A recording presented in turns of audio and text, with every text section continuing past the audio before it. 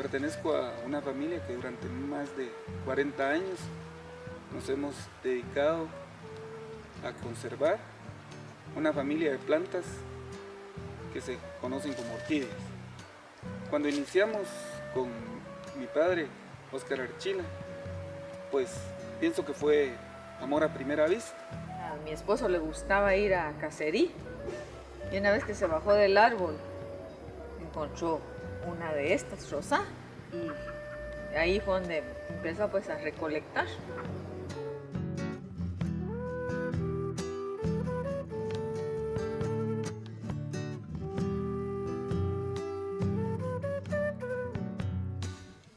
A él le gustaba mucho ir a la montaña.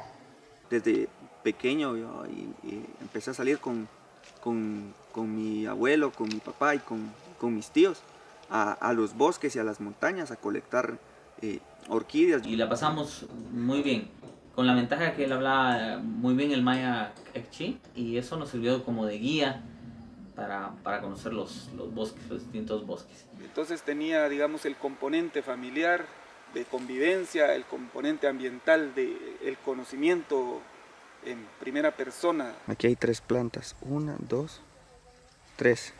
Acá va a pasar la floración y ya tenemos acá el fruto, y donde están las semillas adentro. Entonces la forma para cultivar al llegar este mismo lugar donde ya está enraizada, ponerlo en un árbol o donde lo vamos a poner.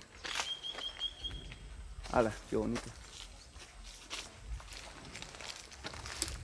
Esta es una planta ya más grande y ya tiene los botones florales ahí.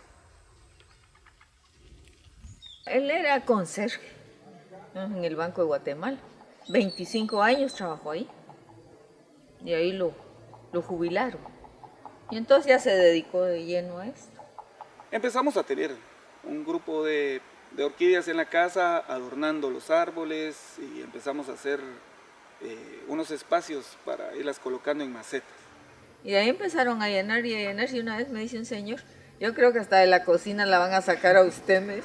A mi papá le gustó y empezó como una simple colección.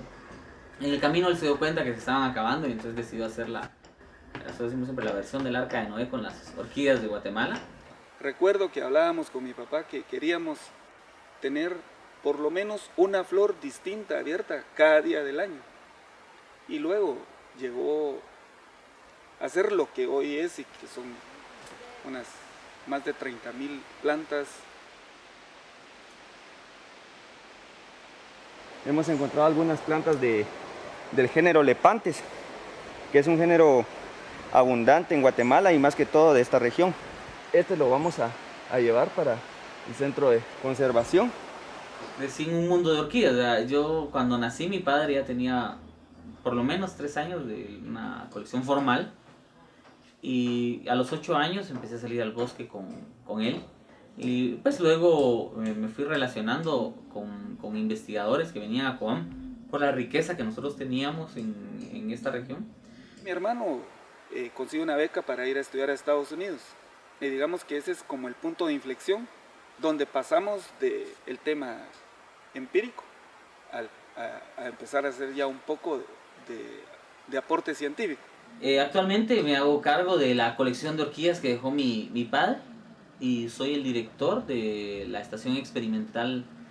Y eso totalmente cambia la perspectiva, porque nos empezamos a dar cuenta que en nuestra colección hay muchísimas plantas que son nuevos registros para la ciencia. Este es un pequeño laboratorio, nada comparado a los grandes laboratorios botánicos que hay en otras universidades, en otros países, pero que increíblemente así de pequeño ha logrado ya que se nombren casi 500 especies y 7 géneros alrededor del mundo. De hecho, en la colección hay muchísimas plantas que hay que ponerles nombre, y que es un trabajo de años que está haciendo mi hermano Frey. Tenemos 3 diferentes géneros. Aquí está la miniatura y estas que son plantas ya más grandes. Y esto pues son ramas que caen y quedan en el suelo, y las orquídeas, si no las rescatamos, mueren. Entonces estas plantas las vamos a rescatar y las vamos a llevar al centro de conservación. Nosotros sabíamos que mi papá estaba construyendo una pirámide que lo iba a inmortalizar, digamos, en la ciencia, en el tema de la conservación. Todo lo que él hizo durante 40 años, que está como así un poquito bajo de agua, sacarlo un poquito más a flote a través de ese nuevo componente que estamos haciendo, que es Orquigonia. Que es un proyecto que surge en el año 2007, después de que mi abuelo Oscar fallece, pues decidimos en este lugar construir un centro de refugio de orquídeas como un tributo a él. Entonces nuestro trabajo concreto consiste en ir a los bosques que estén sufriendo pérdidas por acciones de la naturaleza o por acción del hombre, ver qué plantas podemos rescatar y llevarlas. Pero también nos dimos cuenta de que era necesario no solo trabajar con orquídeas, sino que con algunas otras plantas del sotobosque, pues todas están relacionadas entre sí en los ecosistemas naturales. De tal manera que hemos iniciado a trabajar con helechos arborescentes, con enredos, con bromelias, con tilancias, con gesnerias, con algunas otras palmeras y también con fauna. Hay una gran diversidad y nosotros pues tratamos de no interferir mucho por la relación que existe en el ecosistema con cada uno de estos elementos. Entonces se fue complicando un poco más la tarea, ¿verdad? Pero se va volviendo más gratificante porque realmente uno ve ya un trabajo más integral. Y pues todo esto con objetivo de ser un centro de investigación, pero también un centro de educación ambiental acerca de ecosistemas y del cuidado de la naturaleza y que ellos aprendan de la fragilidad también que puede haber en un ecosistema.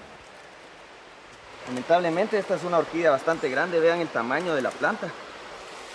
Probablemente llegando a los 40 o 50 años, calculando que cada año saca una nueva tira de pseudobulbos.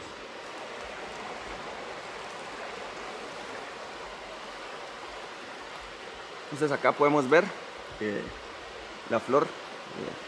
Esta orquídea todavía está verde, entonces la podemos llevar a Orquigonia. Al momento de que trasladamos ya las orquídeas aquí a Orquigonia, hacemos una clasificación. Es decir, cómo está en la naturaleza y tratar de reproducirle o ponerla en condiciones bastante parecidas. Estos son los signos que fuimos a colectar ayer. Aquí tenemos dos diferentes especies del mismo género, son lepantes los dos. Hacer unas como espinitas que vamos a utilizar para sembrarlas. Lo hacemos de madera para que esto sea degradable y ya no quede ningún rastro de cuando las plantamos. Y esta también era una técnica que era utilizada por mi abuelo. Entonces vamos a agarrar el primer lepantes y lo vamos a llevar al punto donde lo queremos ubicar. Entonces lo que hacemos es con la misma maderita clavar las raíces ahí. También estamos trabajando con la reproducción de orquídeas de forma asexual. Los bulbos traseros dan de alimento al nuevo retoño.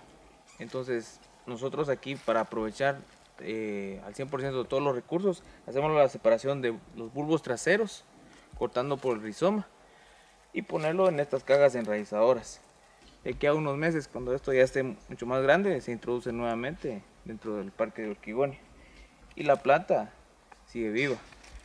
Con esto creamos poder dividir y hacer más plantas. Este año una planta, el otro año 2 plantas, el otro año 4 plantas. Entonces lo que tratamos de hacer aquí es aprovechar todo al máximo, no dejar un margen de pérdida. Y vamos a hablar así del tema de destrucción. La primera causa es destrucción del bosque en general y claro, entran las grandes compañías productoras de palma africana. El avance de la frontera agrícola, los monocultivos.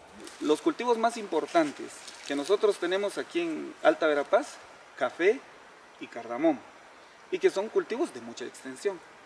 Limpiamos el bosque, le quitamos todo el arbusto, toda la biodiversidad que está dentro del bosque y dejamos solo los árboles. En áreas como el Petén o en la misma parte norte de Alta Verapaz tenemos problemas serios con la palma africana caña de azúcar, la costa sur de Guatemala ha sufrido un ataque, una destrucción impresionante de sus bosques. Bueno, nos encontramos en el borde de Orquigonia. Aquí al lado tenemos ya un monocultivo, esta siembra de pino.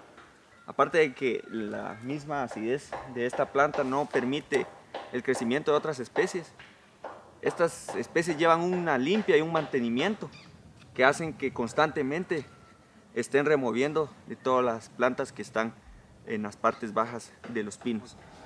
Aquí el CONAP, el Consejo Nacional de Áreas Protegidas, o el Instituto Nacional de Bosques, otorga licencias para cuando las personas quieren talar sus bosques. Pero al momento de que nosotros queramos ir a rescatar todas las plantas del sotobosque que han sido afectadas después de esa tala, la ley no lo permite. Están botando caballerías y caballerías de bosque latifoleado con una biodiversidad increíble. Solo en uno de esos bosques hay más biodiversidad que en muchos países.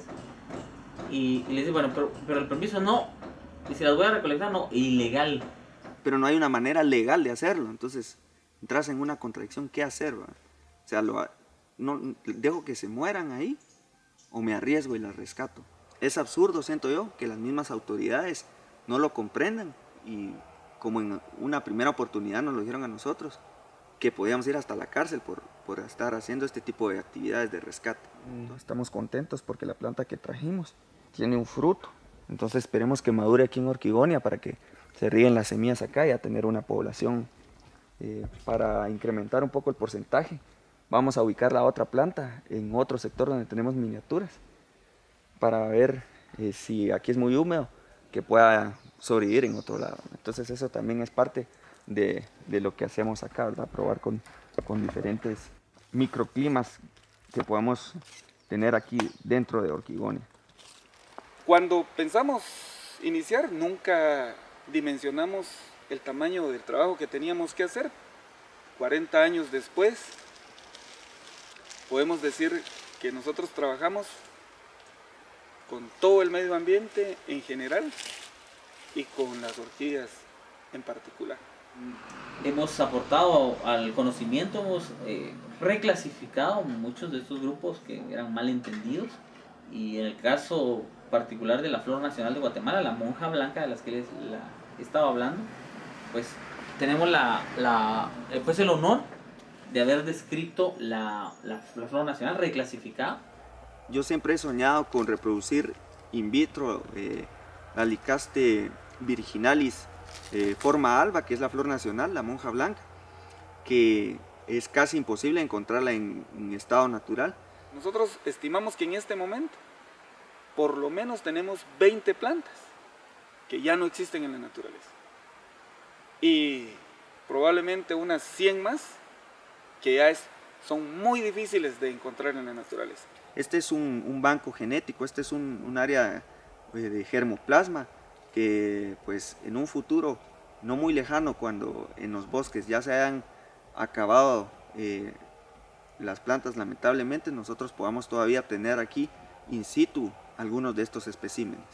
Aunque estemos en momentos en que pudieran ser reversibles, creo que no estamos tomando las acciones para hacerlo. Y eso es lamentable, ¿verdad? Porque al final lo que se está dando acá es la destrucción masiva de especies, y no solo de orquídeas, esto es para la biodiversidad en general.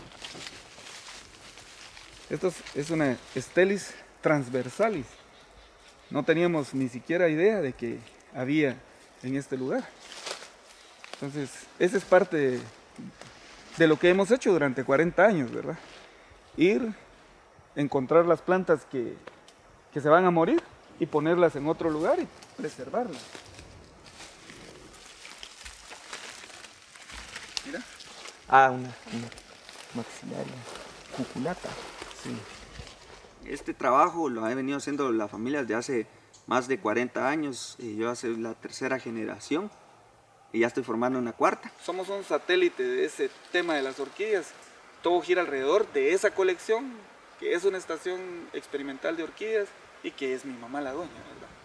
Y cuando él ya estaba enfermo le traíamos su radio y su banquito, y ahí estaba el va de limpiarlas. porque la vida de él, las flores.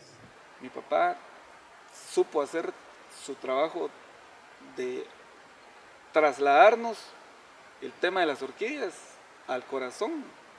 Y, o sea, hoy no está él, pero nosotros seguimos trabajando un legado de él en nombre de él, ¿verdad?